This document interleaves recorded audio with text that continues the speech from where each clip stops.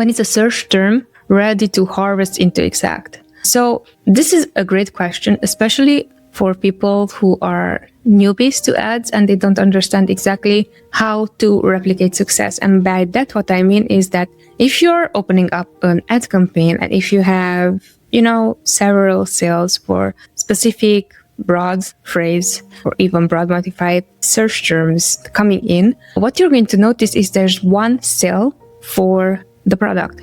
But if you would be advertising for this one word, it's highly unlikely that you're going to be converting. So it's a good rule of thumb. What we developed, the scale wave, is to have at least 5 to 10 orders coming in for it to be considered that is a good term for us to build on, because those are real orders and not one order fluke, right? And here again, the second thing what we are going to look into, what is acceptable ACoS for us? Why is this important? Is because if we're seeing, for example, if we have a handful of search terms converting, one is converting at 50%, one at 20, one at 100, while it's not converting at all, from the one term that can generate multiple search terms, we want to make sure that the one that is converting the best is the one that is going to be replicated, and not only converting with the best, but ideally at break-even ACoS or even under break-even ACoS.